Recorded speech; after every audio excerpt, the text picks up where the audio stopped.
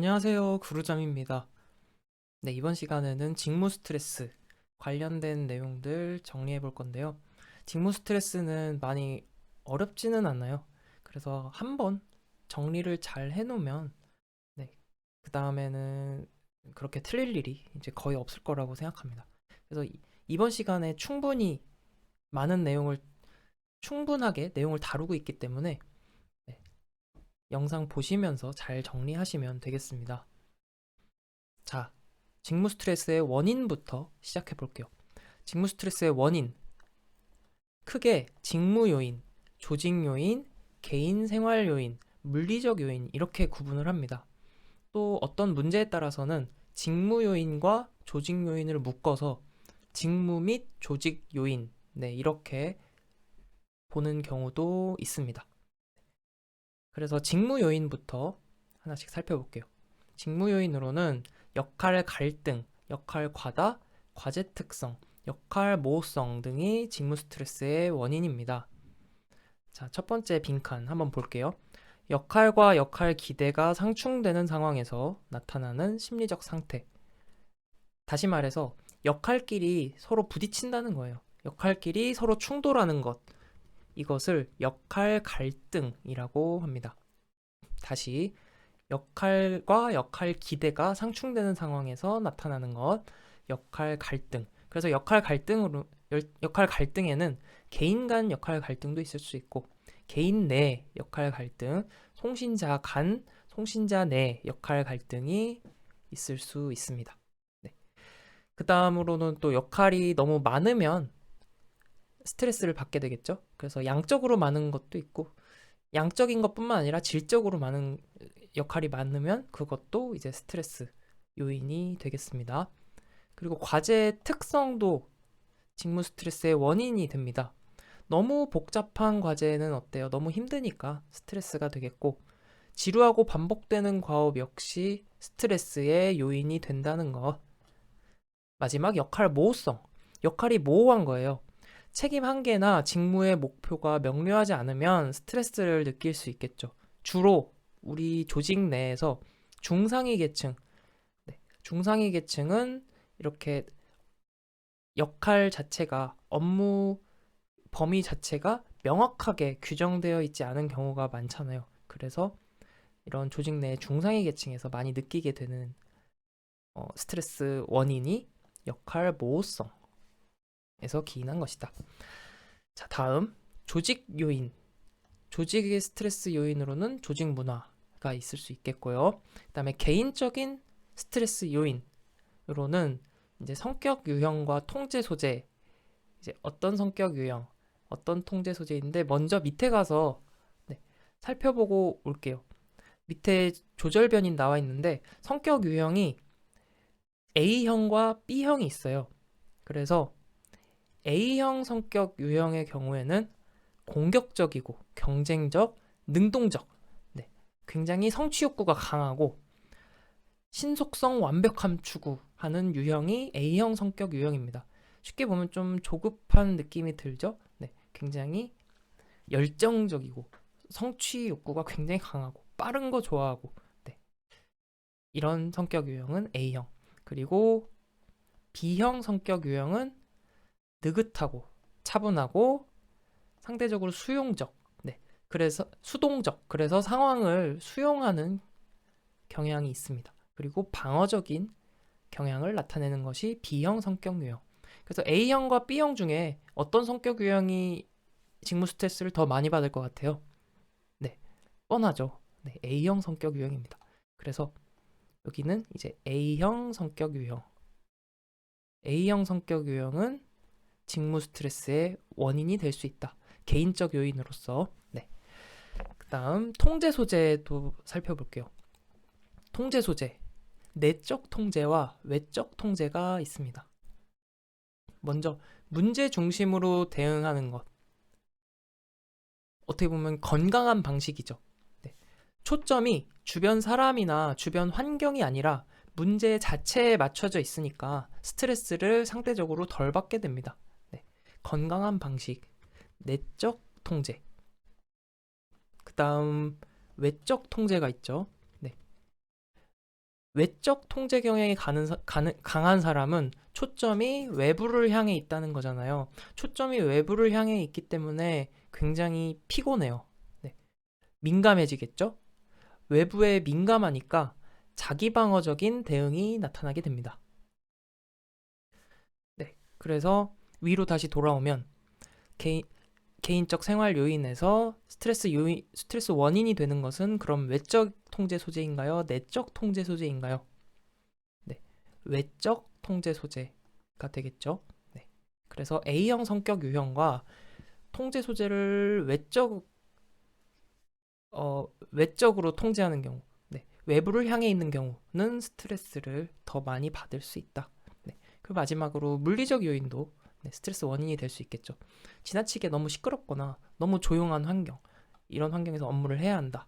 라고 하면 네, 스트레스를 느낄 수 있는 원인이 될 수 있습니다. 그래서 스트레스의 원인 네, 이렇게 정리를 해봤습니다. 그래서 직무 요인으로 역할과 관련된 네, 이런 원인들이 있다. 그리고 개인적 요인으로는 A형 성격 유형, 외적 통제 소재 이렇게 있다. 정리하시면 되겠고요. 그 다음에 이제 조절 변인이 나오는데 조절 변인의 의미에 대해서 이제 구분을 하셔야 합니다. 스트레스의 원인과 조절 변인. 자, 그림을 한번 그리면서 해볼게요. 스트레스가 결과잖아요. 스트레스라는 것은 결과입니다. 스트레스 원인에 따른 결과죠. 그래서 스트레스의 원인이 이렇게 존재하면 스트레스에 영향을 주는 겁니다. 근데 조절 변인이라는 것은 여기서 조절을 한다는 거예요. 조절 변인. 스트레스의 원인이 있고 스트레스라는 결과가 있는데 이 조절 변인이 이 강도를 조절하는 거죠. 이러한 역할을 하는 것이 조절 변인. 그래서 성격 유형이 스트레스를 조절하는 역할이 된다는 거예요. 스트레스를 강하게 나타나게 할 수도 있고 약하게 나타나게 할 수도 있고. 자, A형 성격 유형의 경우 아까 말씀드렸듯이 직무 스트레스의 원인이 되기도 하고 또 조절 변인으로서의 역할도 하게 되죠. 어떻게? 더 스트레스를 심화시킬 수 있는 거죠. 근데 B형 성격 유형은 반면에 스트레스를 조금 더 완화시킬 수 있는 조절 변인이 되겠습니다. 그리고 통제 소재도 직무 스트레스의 조절 변인이다. 그래서 내적 통제를 하는 사람들의 경우에는 스트레스를 조금 다소 완화시킬 수 있게 되겠고요. 외적 통제가 강한 사람들의 경우에는 직무 스트레스가 더 강하게 심화시키는 네, 그러한 조절 변인이 되겠죠. 마지막 사회적 지원, 사회적 지지라고도 합니다. 주변 사람들이죠. 가족이나 동료 등이 네, 긍정적으로 이제 사회적인 지지를 해준다면 직무 스트레스를 다소 완화시킬 수 있는 네, 그러한 조절 변인의 역할을 할 수 있겠고 오히려 이제 가족 동료가 더 심화시킬 수도 있겠죠. 나쁜 영향을 준다면. 네. 그래서 이런 식으로 중간에서 조절을 해준다라고 해서 조절 변인입니다. 그래서 이 원인과 조절 변인 의미를 구분해서 네, 정리하시면 되겠습니다. 이렇게 해서 정리를 해봤고요. 네, 문제 풀어보면서 또 다시 복습해 보겠습니다. 1번 직무 스트레스에 관한 설명으로 틀린 것은 1.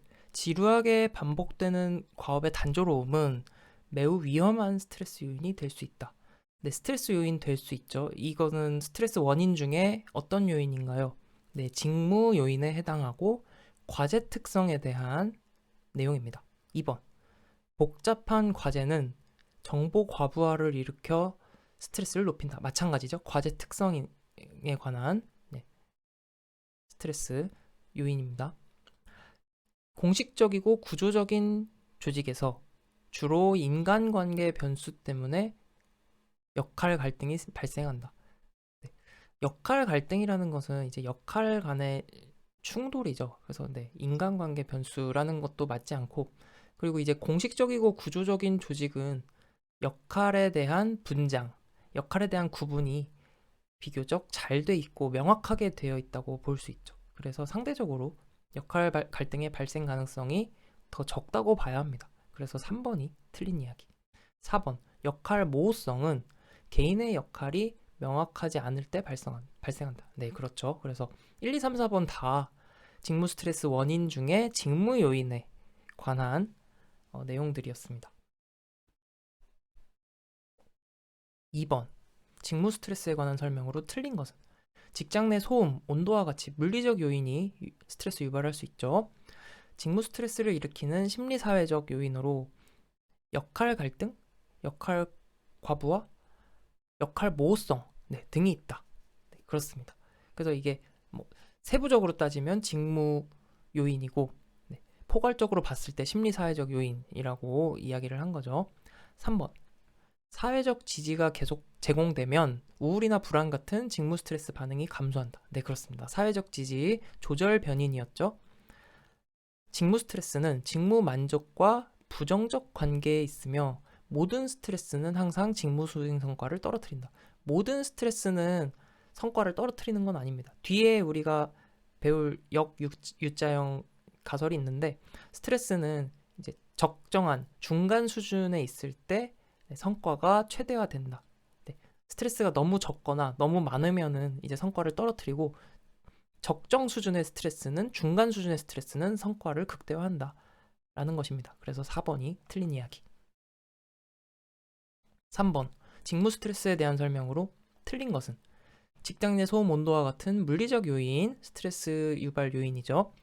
직무 스트레스를 일으키는 심리사회적 요인으로 역할 갈등, 역할 과부하, 역할 모호성이 있다.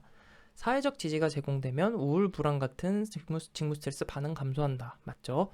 A 유형 성격과 B 유형 성격을 가진 사람은 직무 스트레스에 취약하다. A 유형, B 유형 중에 어떤 성격이 취약하다고 했나요? 그렇습니다. A 유형 성격이 취약한 거죠. 그래서 정답은 4번. 4번. 조직에 영향을 미치는 직무 스트레스의 결과와 가장 거리가 먼 것은 직무 스트레스의 결과를 묻는 문제입니다.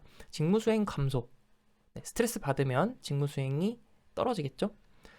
스트레스를 받으면 직무에 대해서 불만족할 수 있습니다.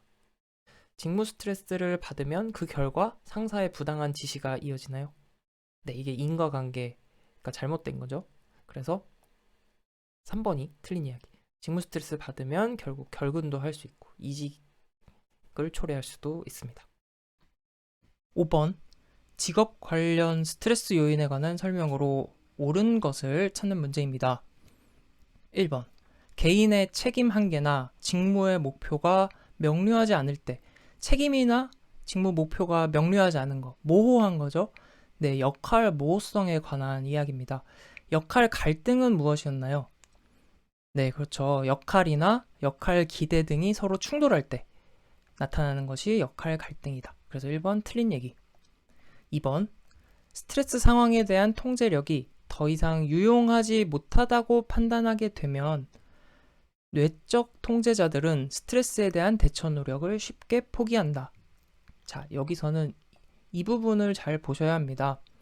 스트레스 상황에 대한 통제력이 더 이상 유용하지 못하다고 판단하게 되면 외적 통제자가 아니고 내적 통제자들이 오히려 스트레스에 대한 대처 노력을 쉽게 포기합니다. 왜 그럴까요? 왜 그럴까요? 네. 앞에서 우리가 공부할 때 내적 통제자들이 스트레스 대처 방식이 더 건강한 방식을 이용한다고 했죠. 내적 통제자들은 문제 중심적 대응을 하고 외적 통제자들은 자기 방어적인 대응을 한다. 이런 식으로 스트레스 대처를 하기 때문에 내적 통제자들이 더 건강하게 대처하는 건 맞아요. 그건 맞는데 스트레스 상황에 대한 통제력이 더 이상은 유용하지 못하다고 판단하게 되면 내적 통제자들은 매우 무력해집니다. 왜냐하면 내적 통제자들은 통제감이 자신에게 있다. 통제력이 자신에게 있다라고 여기는 거잖아요. 그렇기 때문에 내적 통제자는 이 무력감의 원인이 자신에게 있다고 그 화살을 돌리게 되죠. 이것을 자기 귀인을 하게 된다라고 하는데 그 상황을 다루지 못하는 책임 원인이 자신에게 있다라고 화살을 돌리게 되기 때문에 이 상황을 전혀 통제할 수 없는 것에 대해서 무력감을 느끼게 되고 그래서 스트레스 대처 노력을 포기하게 됩니다. 그래서 이건 2번은 외적 통제자가 아니라 내적 통제자. 네. 그래서 이거는 뭐 이렇게 그렇구나 이해하고 그냥 넘어가셔도 됩니다. 이 2016년도에 출제된 이후로는 뭐 새로 언급된 적이 없기 때문에 아 그렇구나 하고 넘어가셔도 되겠습니다. 3번 공식적이고 구조적인 조직은 동료와의 관계와 같은 인간관계 변수 때문에 역할 갈등이 발생한다. 공식적이고 구조적인 조직은 어때요? 역할의 구분이 상대적으로 명확한 편에 속하죠. 공식적 구조적인 조직. 그렇기 때문에 틀린 이야기고요. 4번 스트레스 상황에 노출되면 A 유형 행동이 B 유형 행동보다 더 많은 부정과 투사 기제를 사용한다. 네, 그렇습니다. 그래서 A 유형 행동은 더 스트레스에 취약하다. A 유형 행동, A 유형 사람 뭐 다 같은 이야기입니다. 그래서 정답은 옳은 것을 찾는 거니까 정답은 4번이 되겠네요. 6번 직무 스트레스에 대한 설명으로 틀린 것을 고르는 문제입니다.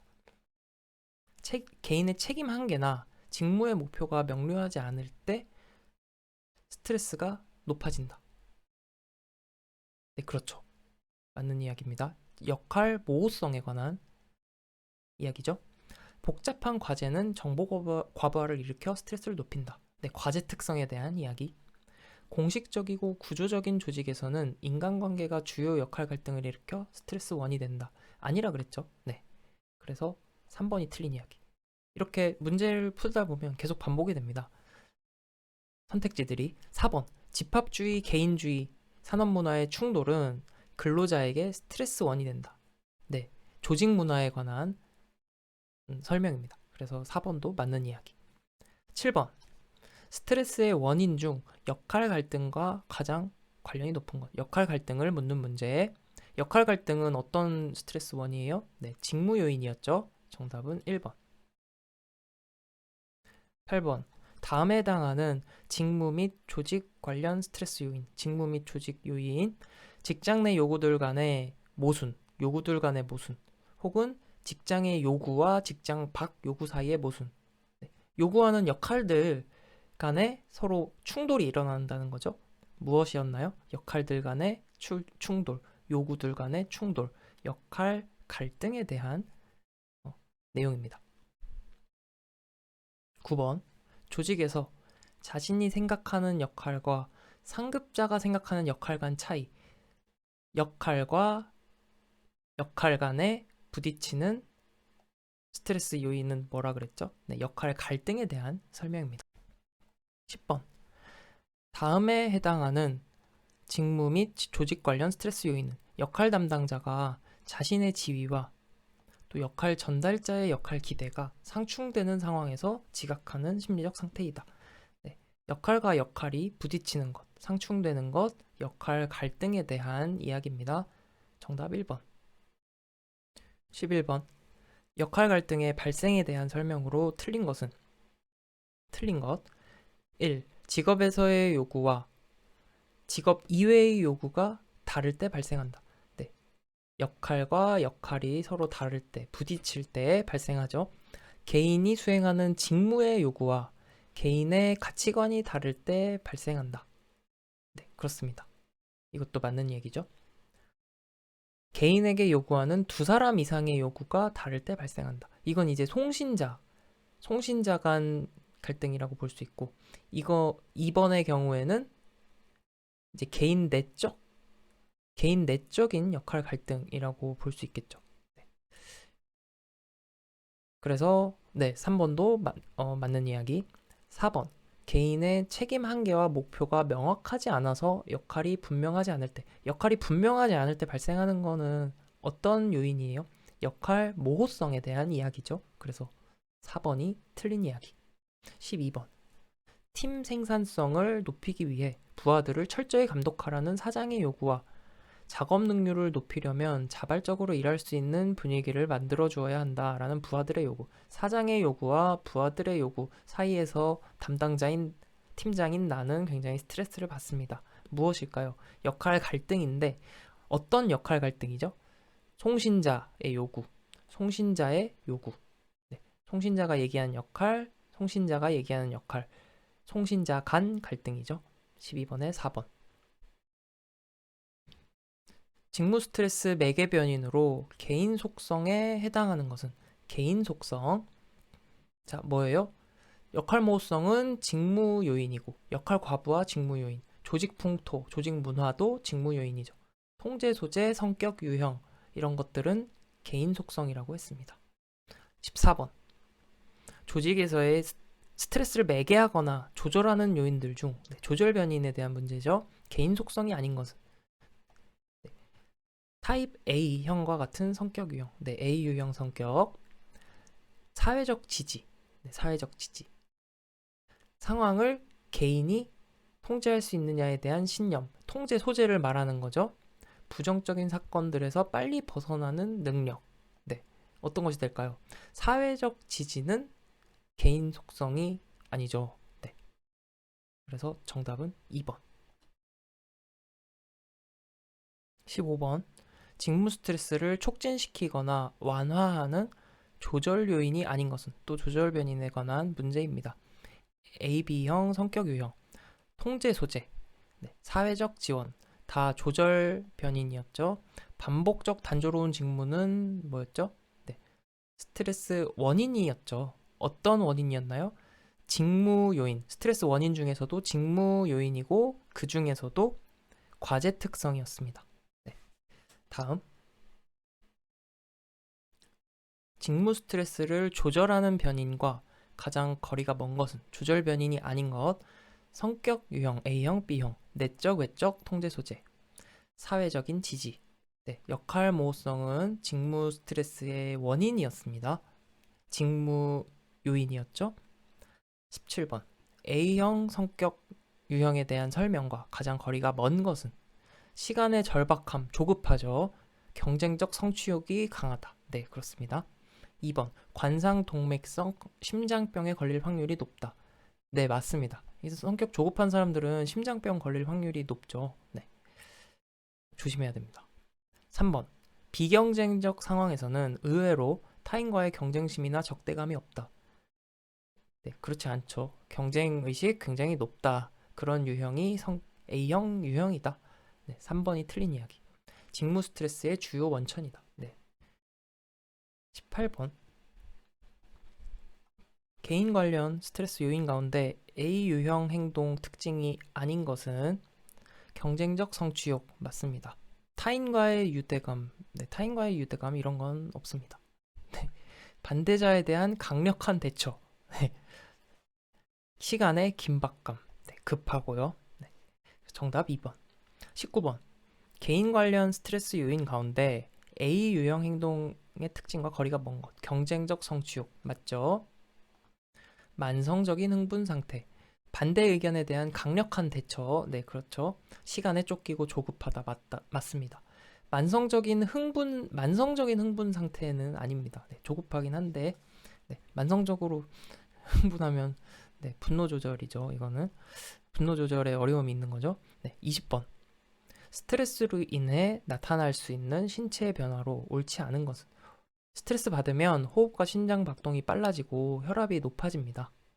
그리고 부신선과 부신피질을 자극해 에피네프린, 아드레날린을 생성합니다. 부교감신경계가 활성화되어 각성이 일어난다. 각성! 이거는 교감신경계죠. 부교감이 아니고. 그래서 3번입니다. 교감신경계 하면은 뭔가 활성화되고 굉장히 호흡이 가빠지고 심장 박동이 빨라지고 이게 교감신경계랑 관련이 있다. 4번 부신피질 호르몬인 코티졸. 코티졸은 기억을 해두세요. 대표적인 스트레스 관련 호르몬입니다. 그래서 대표적인 스트레스 호르몬 코티졸. 그래서 코티졸 분비된다. 21번으로 갑니다. 스트레스에 관한 설명으로 틀린 것은 1. 스트레스 여부는 상황에 대한 개인의 주관적 해석에 의존한다. 네, 그렇죠.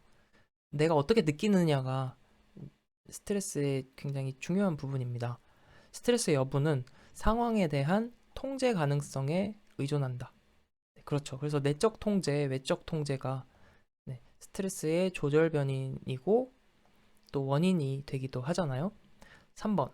A 유형에 비해 B 유형의 사람들이 스트레스를 덜 받는 경향이 있다. 네, A형 성격, B형 성격을 말하는 거죠. 네, 맞는 이야기입니다. 4번.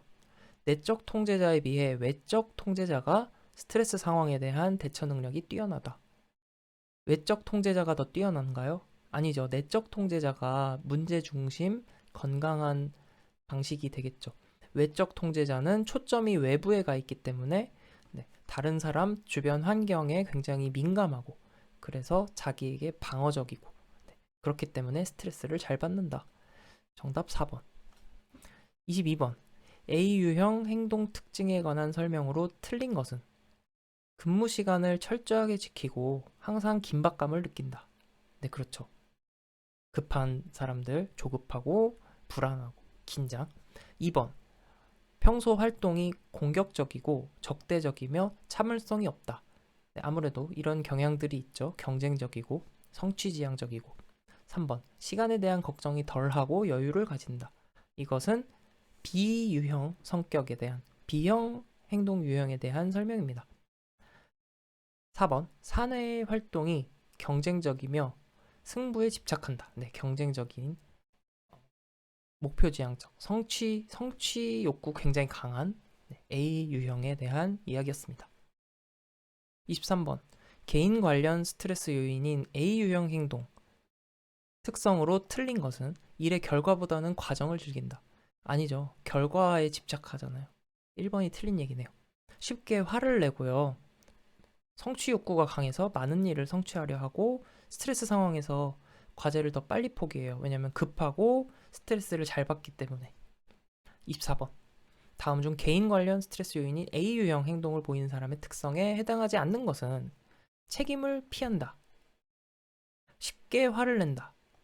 많은 일을 성취하려 한다. 경쟁적 성취욕으로 가득 차 있다. 네, 1번이 가까운 이야기죠. 1번이 해당하지 않는 이야기죠. 네. 25번. 직무 스트레스에 영향을 주는 요인에 관한 설명과 가장 거리가 먼 것은 B 성격 유형의 사람들은 A 유형보다 성취 욕구와 포부 수준이 더 높나요? B 유형은 아니죠. 바뀐 거죠. A 유형이 더 높습니다. 그래서 1번이 틀린 이야기. 2번. 내적 통제자보다 외적 통제자들이 자신의 삶에서 중요한 사건들이 주로 타인이나 외부에 의해 결정된다고 보기 때문에 스트레스의 영향력을 감소시키려는 노력을 하지 않는다. 그렇습니다. 그래서 스트레스를 더 잘 받죠. 3번. 스트레스 자체를 없애기는 어렵기 때문에 스트레스의 출처를 예측하는 것이 스트레스를 완화하는데 중요한 역할을 한다. 네, 그렇습니다. 이거는 이제 출처 지향적 관리 전략이라고 볼 수 있는데 뒤에서 우리가 또 다룰 내용입니다. 4번. 사회적 지원, 사회적 지지는 스트레스의 출처를 약화시키지만 스트레스의 출처로부터 야기된 권태감, 직무 불만족 자체를 감소시키는 건 아니다. 그렇습니다. 그래서 사회적 지지는 조절 요인이라고 보는 거죠. 스트레스 원인이 스트레스로 가는 그 경로 중간에서 약화시키는 역할을 하는 것이 조절 변인이라고 했습니다. 26번. 조직에 영향을 미치는 직무 스트레스의 결과와 가장 거리가 먼 것. 일단 직무 수행이 떨어지고, 네, 직무 수행 떨어지고 직무 불만족 그리고 결근과 이직을 초래하게 되고, 네, 아까 봤던 문제죠. 상사의 부당한 지시는 직무 스트레스의 결과가 아니라 상사의 부당한 지시로 인해 직무 스트레스를 받게 되는 것이고, 네, 그래서 3번이 틀린 이야기. 27번. 라자루스의 스트레스 이론에 관한 설명으로 틀린 것은 틀린 것. 네, 라자루스의 스트레스 이론은 이제 간단하게 먼저 좀 말씀을 드릴게요. 이 라자루스 이론의 핵심은 스트레스 상황에 대해서 중요한 거는 개인의 해석이다. 개인이 이 스트레스 상황을 어떻게 평가하고 해석하는지가 스트레스에 있어서 가장 핵심이다 라고 보고 있습니다. 그래서 1차 평가, 2차 평가, 3차 평가, 네, 이렇게 구분을 하는데 1차 평가라는 것은 이제 스트레스가 나한테 이게 나한테 스트레스인 건지 아니면 나한테 좋은 사건인 건지 아니면 나랑 상관이 없는 사건인 건지를 판단하는 게 1차 평가입니다. 네. 그래서 선택지를 같이 볼게요. 사건이 얼마나 위협적인지를 평가하는 것이다. 그렇죠. 그래서 나한테 위협적인 사건인지 나한테 긍정적인 사건인지 나랑 상관없는 사건인지를 평가한다 라는 얘기입니다. 그리고 2차 평가. 2차 평가는 1차 평가에서 이 사건이 스트레스다 라고 평가를 했다면 2차 평가로 넘어가서 내가 이 스트레스 사건을 통제할 수 있는지 내가 관리할 능력이 되는지를 평가하는 것이 2차 평가입니다. 즉 자신의 대처 능력에 대한 평가를 하는 것이 2차 평가입니다. 마지막 3차 평가. 여기에서 더 나아가서 3차 평가라는 것은 재평가 단계예요. 재평가. 그래서 새로운 정보가 이제 추가될 때마다 각 때때로 새로운 정보를 활용해서 재평가를 하는 거예요. 그러면서 스트레스를 감소시키는 것. 그게 3차 평가입니다. 그래서 자신의 스트레스 반응에 대한 평가라는 설명이 이제 틀린 내용입니다. 다시 한번 정리를 해볼게요. 라자르스의 스트레스 이론에서 핵심은 사건 자체보다 내가 어떻게 느끼는지, 네, 상황에 대한 지각과 평가, 개인적인 해석, 이게 중요하다라는 것이고 1차, 2차, 3차 평가가 있습니다. 1차 평가는 이 사건이 나에게 위협적인지를 판단하는 평가고 2차 평가는 어떻게 대처할 수 있는지, 자신이 대처할 능력이 되는지를 보는 것이고 3차 평가는 재평가 단계다. 그래서 새로운 정보, 추가된 정보를 가지고 때때로 재평가를 하는 것. 이게 3차 평가. 그래서 문제 보면서 이제 정리를 해봤습니다. 여기까지 해서 우리가 스트레스, 직무 스트레스 관련된 문제들 이제 많이 풀어봤고요. 아직 끝난 게 아니라 뒤에 또 이어집니다. 바로 또 이어서 시작해 볼게요. 네, 역스와 더슨의 역유자형 가설. 아주 자주 출제되는 내용입니다. 이거는 네, 역유자 말 그대로 네, 요게 역유자 모양이죠. 역유자라는 거예요. 무엇이 역유자냐? 스트레스 수준과 작업의 능률을 이제 관계를 이야기한 거예요. 그래서 여기서 가로축은 스트레스 수준,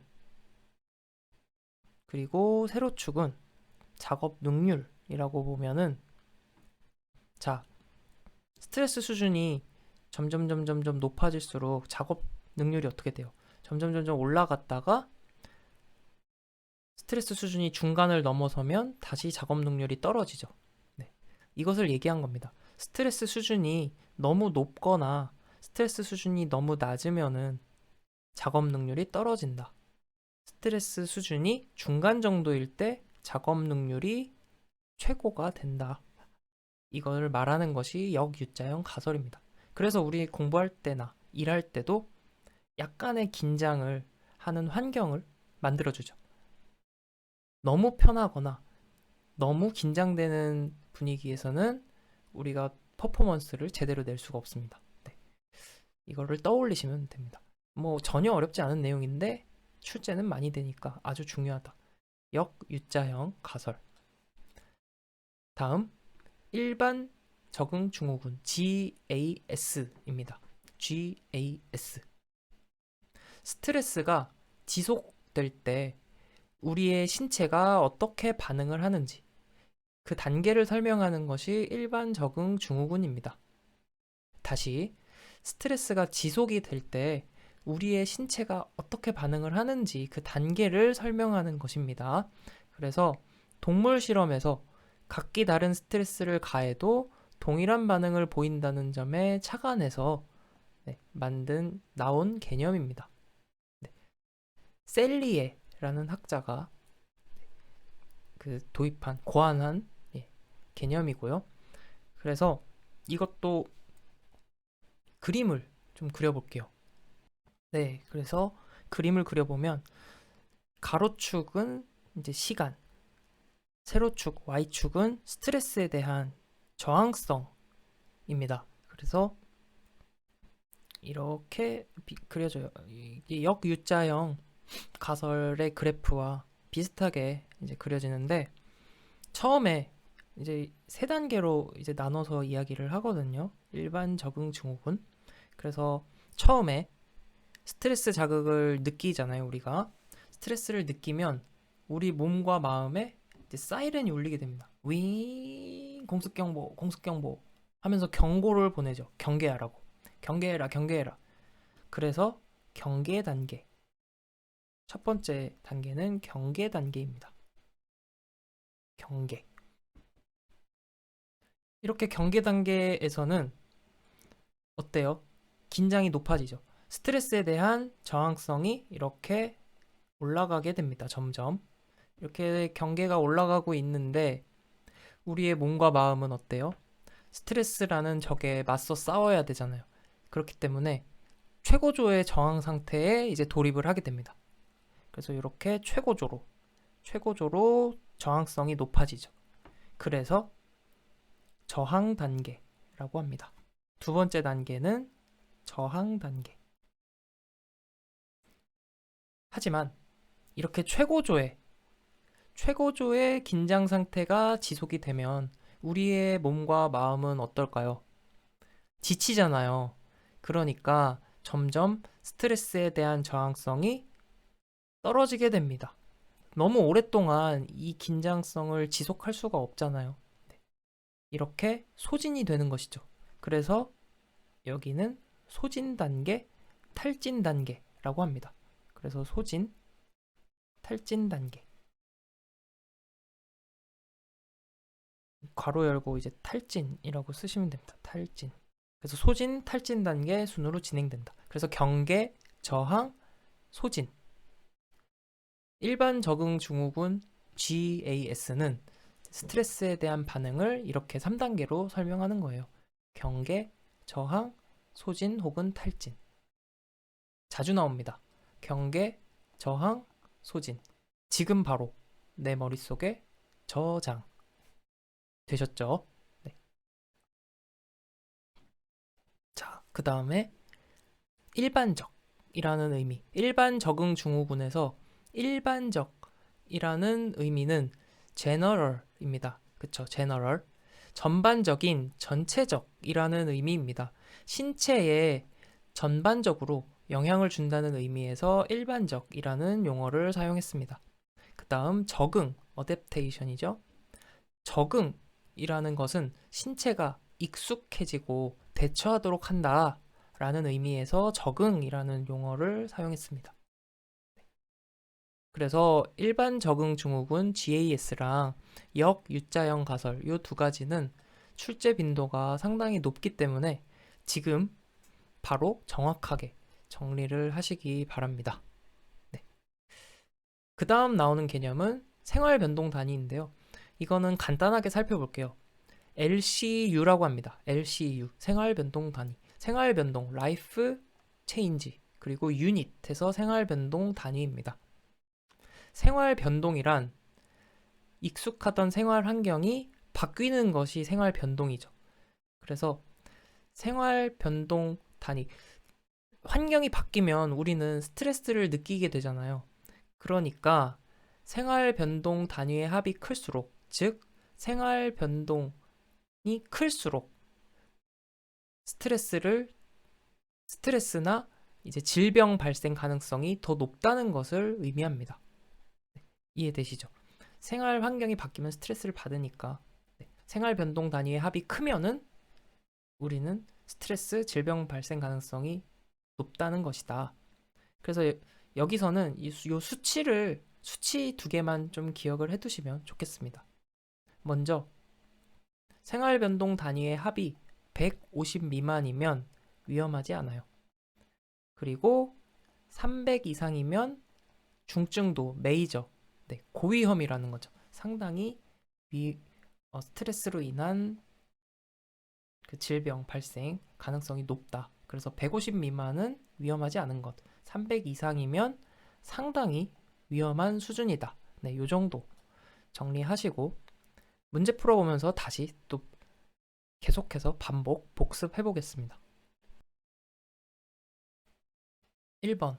스트레스에 관한 설명으로 옳은 것은 스트레스 수준과 수행은 유형 관계, 역유자형이었죠. 2번. 비유형 행동은 관상동맥성 질환과 밀접한 관련이 있다. 심장병, 관상동맥 질환, A유형 행동에 대한 설명입니다. 외적 통제자는 스트레스 상황에 노출되더라도 크게 위험을 느끼지 않는다. 내적 통제자가 덜 느끼죠. 4번.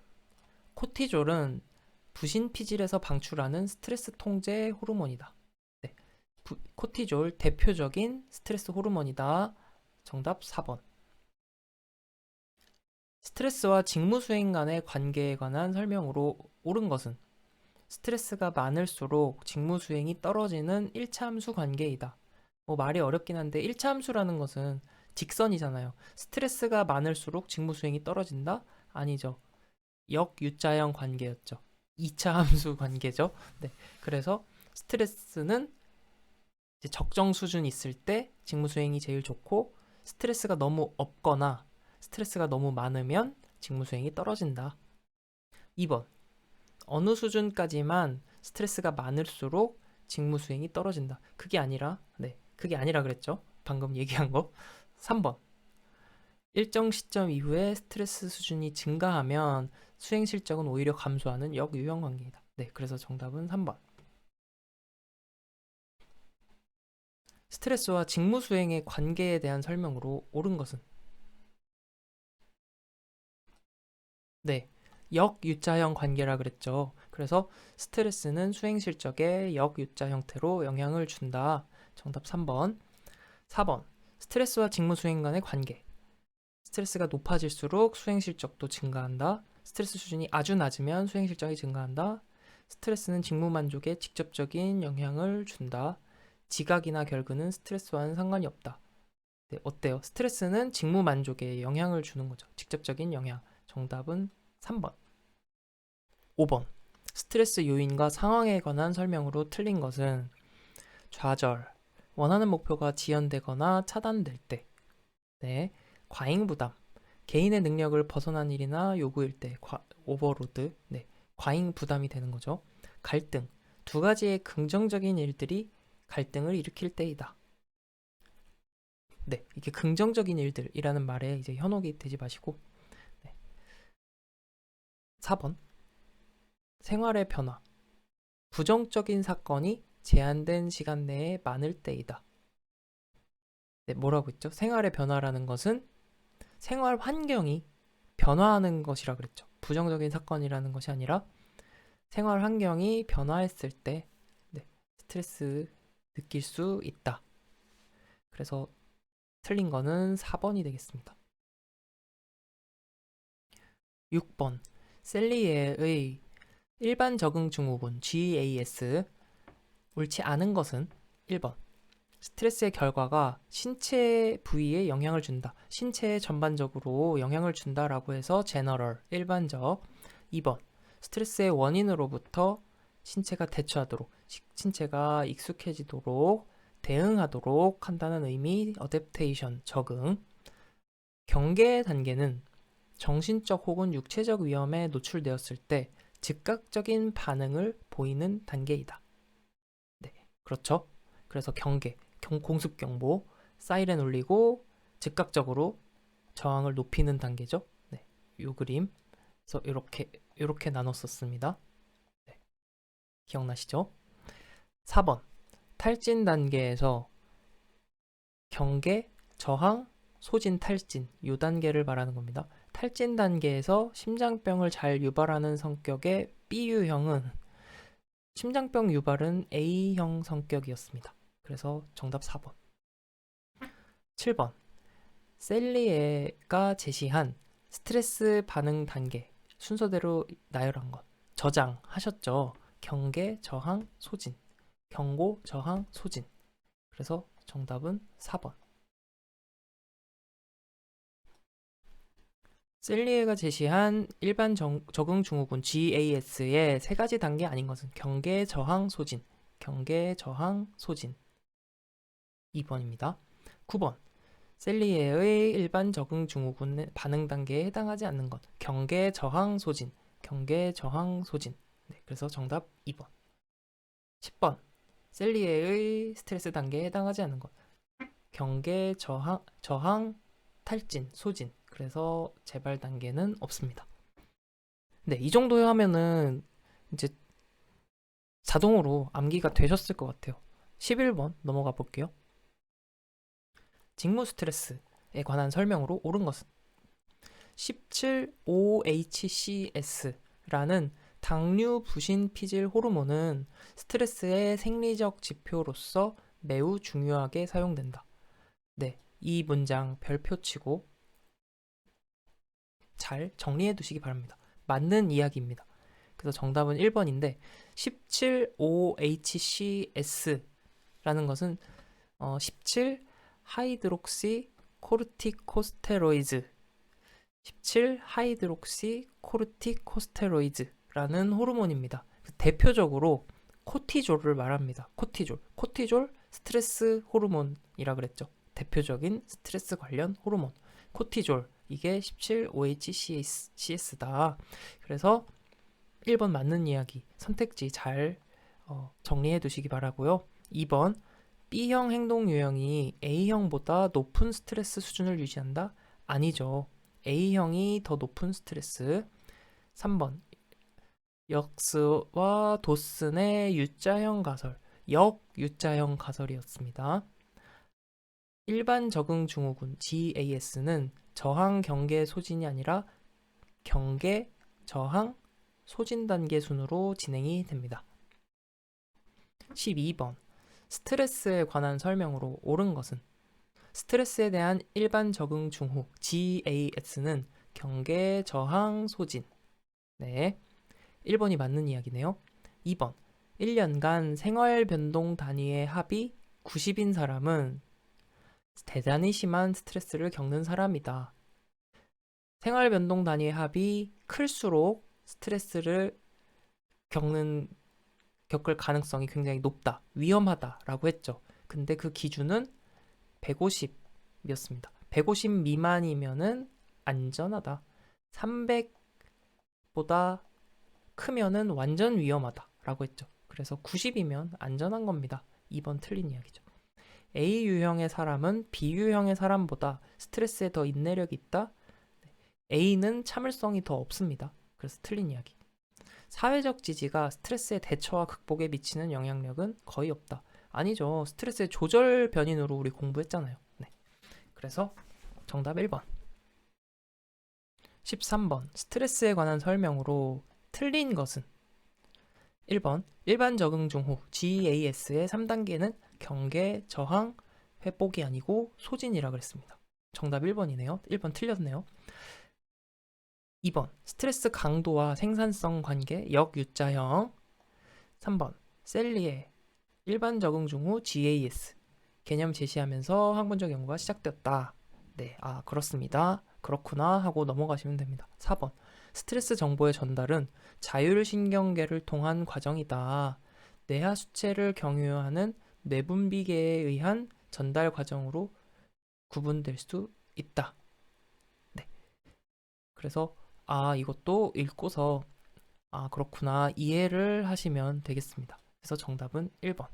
여기까지 해서 GAS랑 역유자형 가설, 생활변동 단위까지 살펴봤습니다. 네, 탈진 검사. 탈진 검사는 탈진 척도라고도 하고 소진 척도라고도 합니다. 그래서 MBI라고 하는데 이거는 간단하게 보고 문제 풀 거예요. 탈진 검사에서 측정하는 거는 이제 탈진이라는 건 번아웃을 말하잖아요. 번아웃은 어떤 걸 측정하겠어요? 정서적인 고갈 이런 걸 측정하고 우리의 내적인 그 요인들이 황폐화되잖아요. 그렇기 때문에 인격 상실 이런 걸 측정하고 또 의욕이 저하되잖아요. 소진되면. 그래서 개인적 성취감 감소 이런 것들을 측정하게 됩니다. 정서 고갈, 인격 상실, 개인적 성취감 감소 등을 측정한다.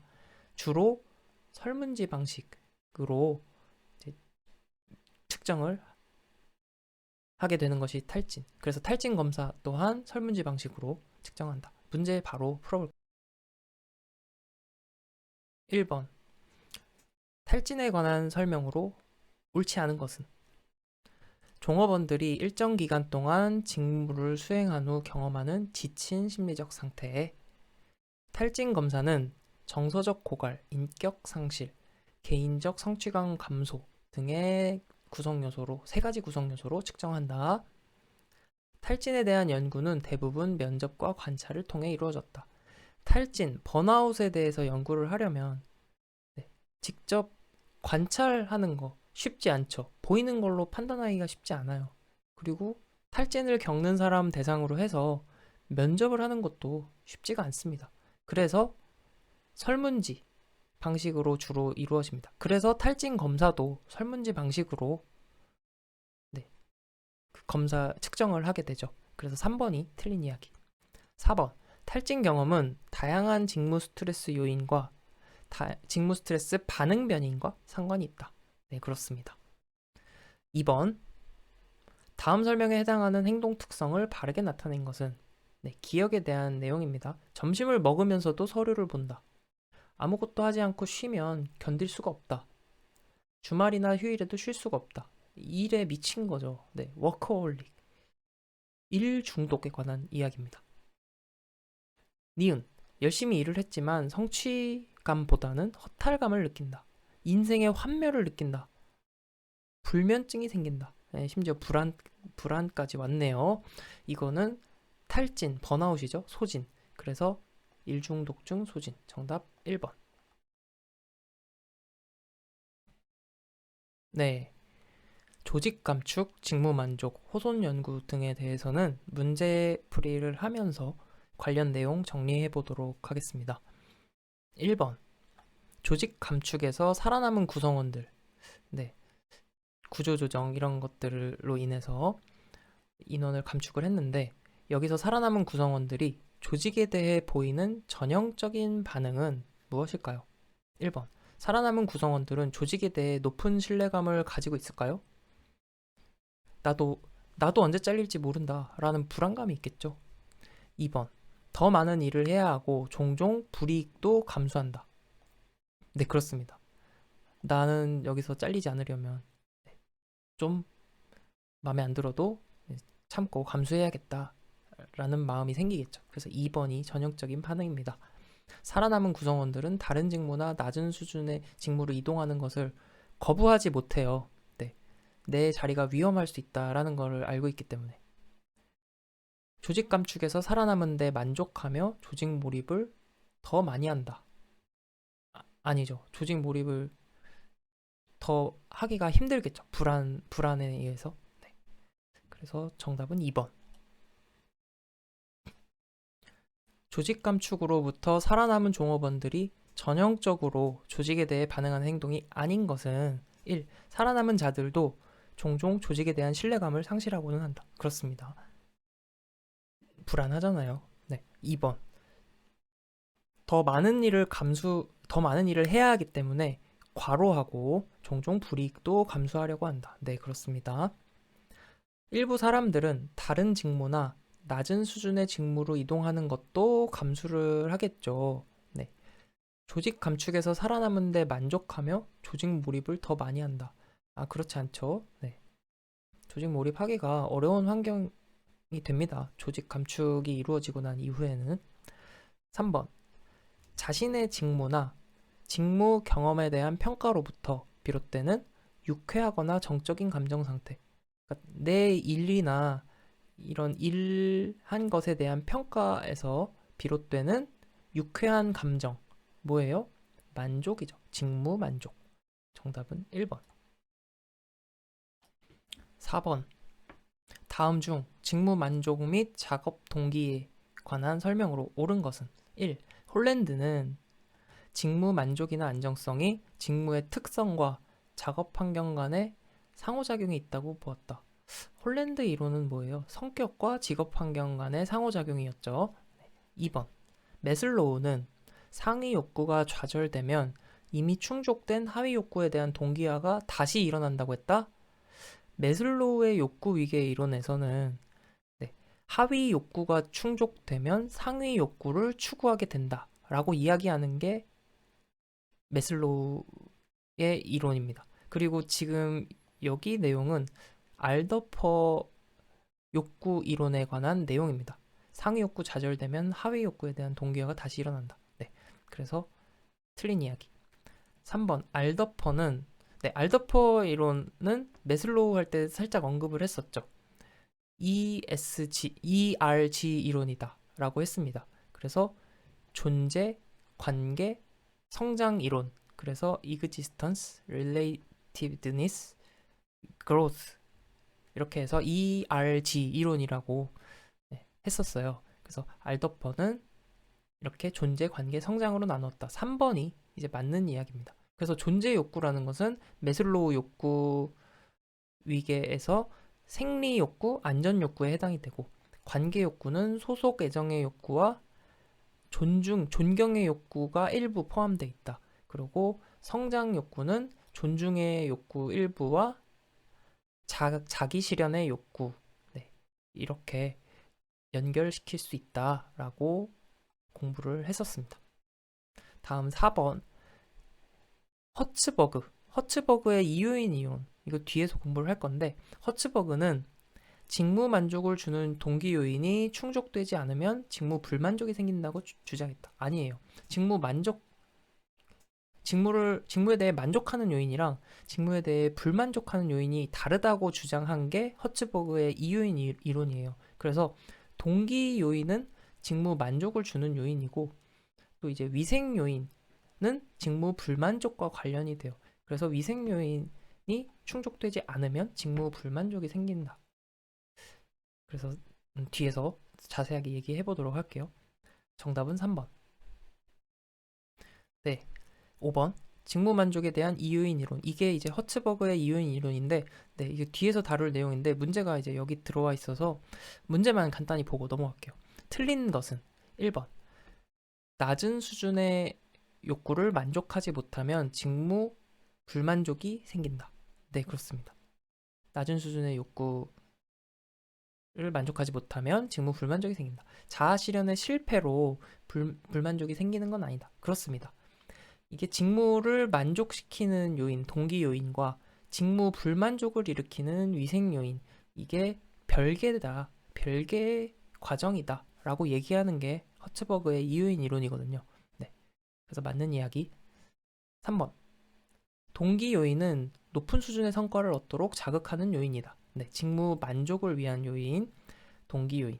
위생 요인은 직무 만족이 아니라 직무 불만족과 직접 관련된 요인이다. 네, 그래서 4번이 틀린 이야기. 네, 6번. 호손 연구에 관한 설명으로 틀린 것은, 자, 호손 연구는 간단하게 좀 말씀을 드려볼게요. 이제 호손 공장에서 이루어진 연구라고 해서 호손 연구라는 이름이 붙었습니다. 하버드 경영대에서 진행된 연구예요. 이제 대표 교수가 이제 메이요라는 이제 교수님이 이제 진행을 한 실험 연구입니다. 생산성을 조직에서 생산성 향상에 미치는 요인, 어떤 게 생산성 향상에 영향을 주냐 하면서 그걸 알아보자 라고 하면서 실험을 한 거예요. 조명의 밝기를 조절도 해보고, 또 뭐 작업자 그룹도 이제 팀 구성을 이렇게 바꿔보기도 하고, 이런 식으로 여러 가지 요인들에 대해서 탐색해보고 알아내기 위해서 실험을 한 겁니다. 그런데 결과적으로는 어떻게 나왔냐면, 이런 물리적인 환경 아니면은 작업자 개인의 능력보다는 사회적인 요소가 생산성 향상에 중요한 영향을 미쳤다라는 거예요. 다시 말해서 인간적인 측면, 그러니까 정서적인 측면, 사회적인 측면, 이런 것들이 오히려 더 중요했다.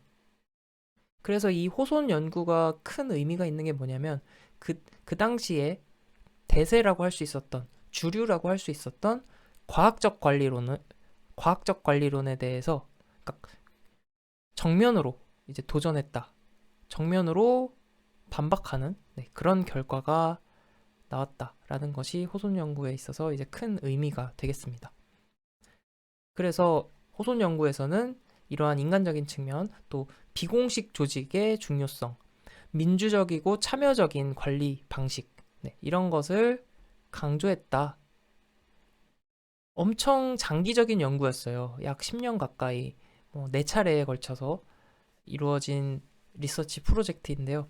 산업 심리학 분야에서는 아주 중요한 한 획을 그은 연구이지 않을까 싶습니다. 그래서 문제로 돌아와서 틀린 것을 고르는 문제입니다. 1번. 인간이 조직에서 중요한 요소의 하나라는 사실을 강조하였다. 네, 그렇습니다. 인간화, 인간적 요소, 정서적 요소 중요하다를 강조한 게 호손 연구의 포인트. 2번. 개인과 집단의 사회적, 심리적 요소가 조직 성과에 영향을 미친다. 그렇죠. 비공식 조직이 조직 성과에 영향을 미치는 것을 확인하였다. 네, 그렇습니다. 중요합니다. 작업의 과학화, 객관화, 분업화 중요성을 강조하였다. 이것은 과학화, 객관화, 분업화, 과학화, 객관화, 분업화. 이거는 과학적 관리론에 관한 설명입니다. 그래서 호손 연구는 이 과학적 관리론에 대해서 정면으로 반박하는, 네, 그런 결과를 냈다라고 말씀드렸습니다. 정답 4번. 네, 7번. 승진을 하려면 지방 근무를 해야만 하고 서울 근무를 계속하려면 승진 기회를 잃는 경우에 겪는 갈등의 유형. 네. 먼저 갈등의 유형, 접근 회피, 회피 이렇게 있는데, 접근 갈등이라고 하면 둘 다 뭔가 땡기는 거예요. 매력적인 요소들끼리의 갈등. 나는 탕수육도 먹고 싶고 피자도 먹고 싶고 치킨도 먹고 싶어. 이런 게 이제 접근 갈등이죠. 근데 이제 접근 회피 갈등이라고 하면 어떠한 하나의 선택을 하면은 여기에는 이제 좋은 것도 있지만 또 안 좋은 것도 있다는 거예요. 그래서 서울에서 근무하고 싶어요. 서울에서 근무하게 되면 좋은데 근데 승진을 못 하게 되죠. 이런 거. 이걸 이제 접근 회피 갈등이라고 합니다. 그래서 7번의 정답은 3번. 다음 이제 스트레스 예방 대처 관리 전략 이어서 또 공부하도록 하겠습니다. 네. 스트레스 예방 대처 관리 전략에 관한 내용입니다. 이 내용은 이제 스트레스 관리 전략과 관련해서는 스트레스의 예방 관리와 그리고 1차적 스트레스 관리, 2차적 스트레스 관리 이렇게 구분이 되는데요. 이것도 암기보다는 이해 중심으로 정리를 해보시기 바랍니다. 자, 먼저 예방 관리 전략입니다. 예방 관리 전략에는 1차적 예방, 2차적, 3차적 예방이 있는데 먼저 1차적 예방이라는 것은 요인 중심입니다. 요인 중심. 출처 지향적 관리 전략으로서 스트레스 원인을 찾아서 관리한다 라는 의미가 되겠습니다. 2차적 예방은 반응 중심이죠. 반응 지향적 관리 전략으로서 개인이나 조직에서 나타나는 스트레스 반응에 초점을 두는 예방 관리 전략입니다. 예를 들어서 개인적인 긴장, 조직적인 긴장 이런 것들이 반응이 되겠죠. 3차적인 예방은 증후 중심. 개인이나 조직에서 결과적으로 나타나는 스트레스 증후에 초점을 두는 거예요. 그래서 개인적, 조직적 증상에 초점을 둔 예방 관리 전략이다 라고 할 수 있겠습니다. 그래서 말 그대로 이제 이해를 하시면 됩니다. 1차적은 스트레스 원인, 출처에 초점을 두는 것. 2차적 예방은 반응 중심, 반응 지향적 관리 전략. 스트레스 반응이죠. 3차는 스트레스 결과죠. 스트레스 징후. 증후 중심이다. 네. 다음, 이번에는 스트레스 관리 전략입니다. 1차적으로는 스트레스에 직접적으로 영향을 미치는 것을 다뤄야겠죠. 스트레스에 직접 영향을 미치는 게 뭐예요? 네. 조직 수준이죠. 조직 수준. 회사에서 스트레스를 가장 많이 받잖아요. 그러니까 조직 수준에서 다루는 것이 1차적 스트레스 관리 전략. 그리고 2차적 스트레스 관리 전략은 개인 수준에서, 개인 차원에서의 스트레스 관리 전략이 2차적 전략입니다. 조직 수준에서 다루어지는 이제 1차적 전략은 직무 중심과 관계 중심 전략으로 나눌 수 있습니다. 직무 중심 전략이라는 것은 직무를 재설계하는 것, 그리고 직원들의 참여적으로 관리하는 것, 그리고 경력 개발도 있을 수 있고요. 작업 계획을 좀 더 융통적으로 조정하는 것이 이제 직무 중심의 스트레스 관리 전략. 다음 관계 중심은 말 그대로 관계에 초점을 두는 것이죠. 그래서 역할 분석. 앞에서 우리가 스트레스 원인에 대해서 살펴봤잖아요. 스트레스 원인, 직무 요인 뭐가 있었죠? 역할 갈등, 역할 과다, 역할 모호성 이런 것들이 있었잖아요. 이런 것들이 스트레스를 일으킬 수가 있어요. 그래서 역할 분석을 통해서 이런 부분들이 없었는지 한번 살펴보고 또 개인의 역할을 좀 더 명확하게 해주는 것이 역할 분석입니다. 그리고 목표 설정을 통해서 스트레스를 좀 관리할 수 있겠고요. 주변의 동료들의 사회적인 지지, 또 팀빌딩 이런 활동 등을 통해서 스트레스를 관리할 수 있겠습니다. 다음 개인 차원에서 2차적 스트레스 관리 전략 살펴보면 스트레스 지각 관리, 작업 환경 및 생활 스타일 관리가 있는데요. 이거는 무엇에 관한 조치인가요? 네, 스트레스 느끼는 것을 관리하고 작업 환경, 생활 스타일 관리하는 것. 스트레스의 원인에 대한 접근이잖아요. 네, 스트레스 원인, 요인을 다루는 것입니다. 그래서 이 빈칸에 들어갈 말 뭐죠? 요인지향적 관리 전략이라고 합니다. 요인지향적이라는 거는 출처지향적이라고도 볼 수 있죠. 네.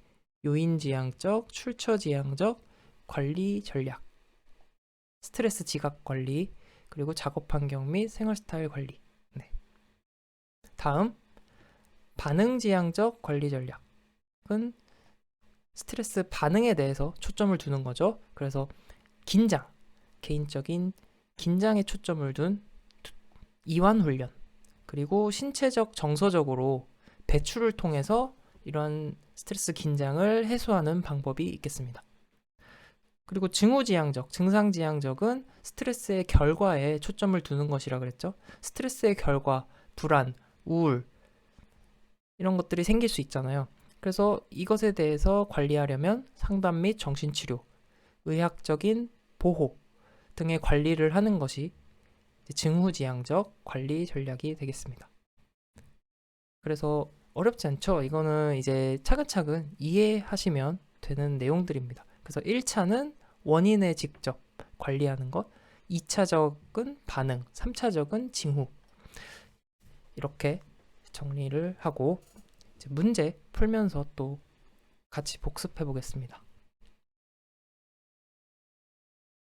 네, 1번. 다음에 해당하는 스트레스 관리 전략은 예전에는 은행원들이 창구에 줄을 서서 기다리는 고객들에게 가능한 한 빨리 서비스를 제공하고자 스트레스를 많이 받았어요. 줄이 길면 스트레스 받잖아요. 근데 번호표 시스템 도입한 이후에 이러한 스트레스를 많이 줄이게 되었다. 무엇에 대한 접근인가요? 스트레스 원인에 대한 접근이죠. 원인에 대한 접근 무엇이라고 했죠? 요인지향적, 출처지향적 관리 전략. 정답 4번. 2번. 개인의 변화를 목표로 하는 2차적 스트레스 관리 전략. 네, 2차적 전략은 개인 차원이라고 했어요. 그래서 2차적 스트레스 관리 전략에 해당하지 않는 것. 이완 훈련, 직무 재설계, 바이오 피드백, 스트레스 관리 훈련. 어떤 거죠? 네, 직무 재설계는 1차적 조직 차원의 관리 전략이 되겠습니다. 3번. 스트레스의 예방 및 대처 방안으로 틀린 것은 1. 가치관을 전환해야 한다. 2번. 과정 중심적 사고방식에서 목표지향적 초고속 심리로 전환해야 한다. 이게 틀린 거죠. 네, 반대가 돼야겠죠. 목표지향적 초고속 심리에서 과정 중심적 사고방식으로 가치관을 전환해야 합니다. 3번 균형 있는 생활, 4번 취미 오락 등을 통해서 생활 장면을 전환하는 것이 필요합니다. 4번 스트레스에 대처하기 위한 포괄적인 노력과 가장 거리가 먼 것. 과정 중심적 사고방식에서 목표지향적 초고속 사고로 전환해야 한다. 네, 이게 틀린 얘기죠. 2번 가치관을 전환해야 한다. 스트레스에 정면으로 도전하는 마음가짐이 있어야 한다. 네, 그렇습니다. 이게 약간 또 잘못 해석하면은 이 선택지를 잘못 해석하면 3번이 또 틀린 것처럼 보일 수도 있는데 스트레스 이렇게 정면으로 부딪혀도 되냐 이렇게 생각하실 수도 있는데 네, 이거는 이제 스트레스에 대처한다라는 의미로 받아들이시면 되겠습니다. 그래서 우리 아까 통제 소재 공부할 때 그 얘기 했잖아요. 외적 통제 소재가 강한 사람들은 스트레스에 대해서 이제 통제 초점을 외부에 두기 때문에 스트레스에 대해서 내가 통제할 수 없다. 이런 마음 때문에 스트레스에 대해서 그냥 내버리게 된다. 이런 의미로 받아들이시면 되겠습니다. 4번. 균형 있는 생활을 해야 한다. 맞습니다. 그래서 정답 1번. 다음 5번. 스트레스 상황에 대처하는 행동으로 가장 거리가 먼 것은 1. 친구를 만나 실컷 수다를 떤다. 네, 좋은 방법입니다. 이불을 뒤집어 쓰고 잠을 자버린다. 네, 이것도 이제 긴장을 풀고 휴식을 취하는 거죠. 3번. 정해진 시간을 꼭 지키려 애쓴다. 네, 너무 강박적으로 이렇게 꼭 애쓰지 않아도 돼요. 네. 뭐 조금 늦는다고 지구가 망하거나 내 인생이 망하거나 이제 그러진 않죠. 그래서 정답은 3번. 3번이 가장 스트레스 대처로는 거리가 먼 행동이고요. 현실을 직시하고 타협이나 양보를 한다. 네, 그래서 B형 성격 유형의 경우에는 현실 수용, 상황 수용하는 능력이 그런 경향이 강하다고 했습니다. 그래서 정답은 3번. 네, 이렇게 해서 이번 영상은 스트레스에 대해서 다뤄봤는데요. 이번 영상에서도 같이 또 장시간 동안 공부하느라 수고 많으셨습니다. 저도 이렇게 같이 공부할 수 있다는 것에 굉장히 감사드리고요. 좀 더 힘내서 또 다음 영상에서는 더 재밌게 또 공부할 수 있었으면 좋겠습니다. 감사합니다.